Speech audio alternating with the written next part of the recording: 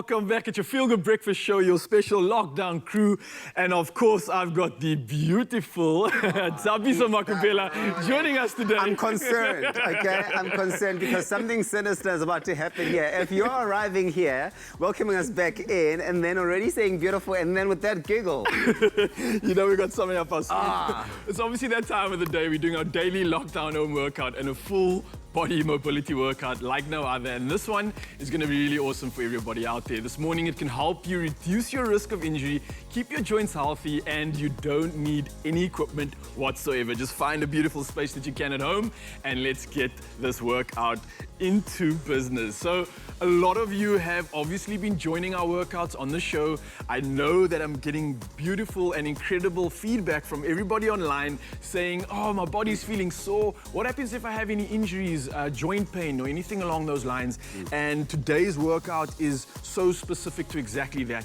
It's a threefold process where we, again, working on our mobility, getting our range of motion back together, and at the same time burning calories, working our stabilizers, getting our core engaged, and you will feel as though this is a workout at the same time. So although we are doing a modern form of stretching, it's more of a flow into this workout, and there's a lot of different movements that our body's going to go into, more specifically relating to the damage that we do during the day. And I've spoken about this during the week quite a bit. We're often sitting on the couch. If you're in lockdown, you've created a desk situation at home. Unfortunately, what that does do, though, is it changes our posture. Yes. Our tightening of the hips, which is something that we're going to undo now. We are constantly hunching over, losing the ability to take a full breath in the day. And this is what we are combating. But not just that. Not just that. I find that even for people who aren't sitting at a desk situation at home, they find if you're spending a lot of time on your cell phone, we're always on WhatsApp or social media, and like you're hunching your back and your neck and your shoulders, they take so much strain. I know this from personal experience, so I'm really excited to get into this. Beautiful. So what we're going to do is, starting off with our child's pose. It's a very simple stretch. What it does is it just opens up the front part of our diaphragm, which allows us to obviously breathe a little bit better. You're going to open up your knees a little bit wide. You're going to have your toes on the ground, so we're not curling them. You're nice and low on the ground, and you want to sit in this position. Then what we're going to do, Tubbs, is we're going to reach our hands far in front of us on the mat, creeping your hands forward as best as you can. And in this position, you're then going to try and sit down and rest your glutes onto your heels while trying to get your shoulders towards the ground. So you're going to lean back in that position.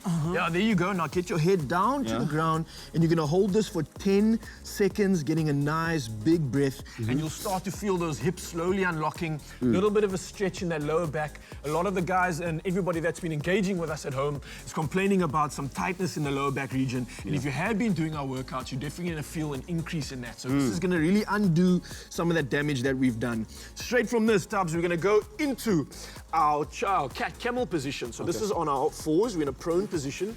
And now we're going to target that lower back specifically. We're working on this region of the back. And that, again, is something that's constantly being hunched over, especially if you're sitting on a couch or if you're standing looking at your phone. So we're going to go into our first of two positions for this, right? So the first one is a cat. What we're doing is we're wagging our tail in the air, right? Arching your back, getting your chest up and leaning and facing your head towards the sky. That's position number one. Then number two, you're going to tuck your chin into your chest, all right? Raise the lower half of your back and then rotate those hips so that you're going up into a camel position and you're pushing away from the ground, getting your scaps almost to reach up into the ceiling. All right, so that's your second position. Going back into first, once again, we're going into your cat, making a nice wag of the tail, and then you are arching over, rotating those hips, getting a nice, good contraction. You'll feel it in your core as well. You'll feel your lower back slowly starting to mobilize, and you want to try and make this fast and fast as you go through. We're going to go for 10 reps in total for you guys at home. You will be doing 4 rounds of this. I'll just show you 2 more reps. We're going back into the camel, pushing away from the ground, getting your shoulder blades to kind of separate, and then once you're back into the cat position, you're rotating your hips, and you'll feel a good rotation, a good mobility of that lower back. You're feeling it over there? Almost just like something is unknuckling, if that's even exactly such a that. word. So everything is tight, everything is now all firm and locked up, and we're essentially opening up the entire pelvic girdle that we constantly damage throughout the day. Next one's a fun one. This one gets a bit more active, and you guys at home are definitely going to feel the burn and the sweat on this. So again, we're adopting the calmness of these exercises by ensuring that we are breathing throughout. So what you guys at home need to do is make sure you take a big, deep breath. Ensure that your diaphragm is full. We're going to raise our arms to the sky now. You're going to inhale and then slowly exhale. And Thabiso, I want you to just drop your body straight down to the ground. Get your chin to go towards your chest. And you're slowly dropping your hands all the way to the ground. You're struggling at home to do this. Too much tightness in that lower back. You're more than welcome to spread your legs a little bit wider. It's going to make it easier. Nice. And with good control, we're going to rest our hands all the way to the ground. Once it touches the ground, Tubbs, we're going to start crawling forward. Creeping into that high plank position. We're still in that inchworm. And then we're going to go into a cobra. So you're going to scoop nice and low and bring your chest. Yeah, you feel that cracking. Yeah, lovely. Bring your chest straight back up into that cobra position.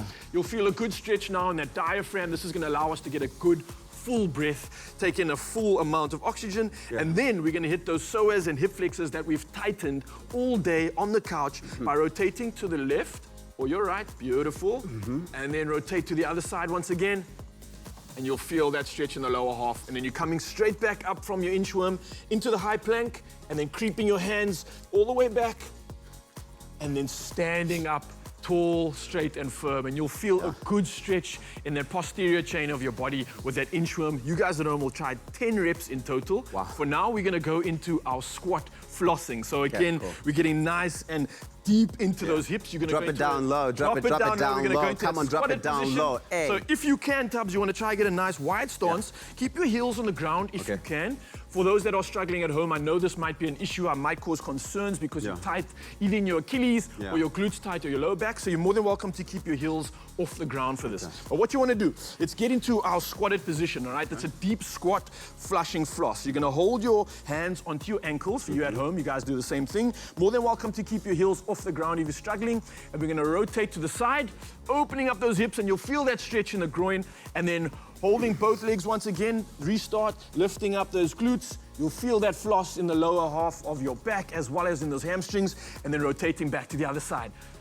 Yeah, there you go. Lovely stuff. You want to drop those glutes if you can, Tubbs. Come back to center. Come back to your center. Flossing once again.